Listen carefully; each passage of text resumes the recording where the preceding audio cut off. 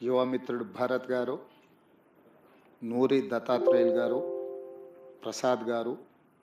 ఇతర మిత్రులు, బసవతారకం సిబ్బంది, నందమూరి తారక రామారావు గారి అభిమానులందరికీ కూడా నేను మనస్ఫూర్తిగా అభినందనలు తెలియజేస్తున్నాను.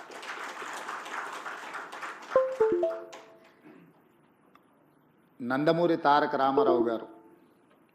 తన కుటుంబంలో జరిగిన ఒక విషాదకరమైన సంఘటన, బసవతారకమ్మకు క్యాన్సర్ రావడం ద్వారా వారిని కోల్పోవడం, కుటుంబంలో మనకు అత్యంత ప్రీతిపాత్రమైన వ్యక్తులను కోల్పోతే ఆ బాధ దుఃఖం తెలిసిన వ్యక్తిగా ఇంకెవరికి ఇట్లాంటి బాధ ఉండకూడదు, వీలైనంత మేరకు పేదలకు సేవలు అందిస్తూ వాళ్ళ కుటుంబాలను ఆదుకోవాలన్న ఆలోచనతోటి 1988-89లో ఈ ఆలోచనకు పునాది పడ్డది. ఆ ఆలోచన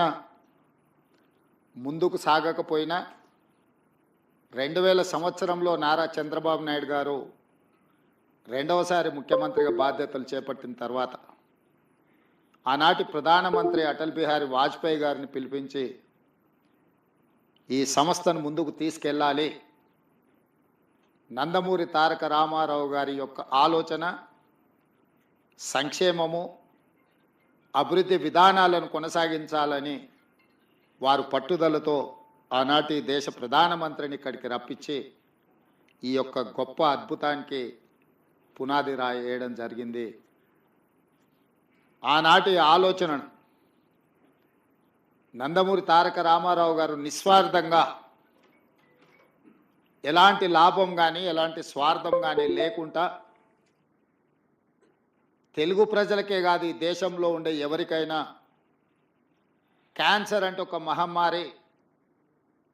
అది ఒక మందు లేని జబ్బు, క్యాన్సర్ అంటే ఒక భయం ఉన్న సందర్భంలో లేదో దీన్ని నివారించవచ్చు, నిలువరించవచ్చు, నయం చేయొచ్చు అనే నమ్మకాన్ని కల్పించడానికి వారు ఒక నిర్ణయం తీసుకొని ఆ నిర్ణయాన్ని ముందుకు తీసుకెళ్తూ ఇవాళ క్యాన్సర్ వచ్చిందంటే కూడా భయపడకుండా హాస్పిటల్స్కి వచ్చి ట్రీట్మెంట్ చేసుకొని పూర్తిగా బాగు చేయించుకొని నవ్వుతూ బయటకు వెళ్ళే పరిస్థితిలో ఈరోజు ఈ తెలంగాణ రాష్ట్రంలో, హైదరాబాద్ నగరంలో, దేశంలో ఉండే వాళ్ళకి ఎంతోమందికి మేలు జరుగుతుంది అని అంటే ఆ రోజు వారు ఏ కళ అయితే కన్నాడో, ఏ విధంగా అయితే పేదలకు సహాయాన్ని అందించాలని వారు ఆలోచన చేసిండ్రో ఈరోజు అది అమలు జరుగుతుంది. తప్పకుండా స్వర్గంలో నందమూరి తారక రామారావు గారు మనల్ని అందరినీ ఆశీర్వదిస్తాడు. ఇక్కడ ప్రధానంగా ఇందులో భాగస్వామ్యం పంచుకొని ఈ నిర్వహణలో, ఈ నిర్మాణంలో ఆర్థిక సహాయాన్ని అందించడమే కాదు, ఇక్కడ సేవలు అందిస్తున్న సిబ్బందికి కూడా ఎప్పుడూ వారి ఆశీర్వాదం ఉంటుంది అని చెప్పి నేను బలంగా విశ్వసిస్తున్నాను, నమ్ముతున్నాను.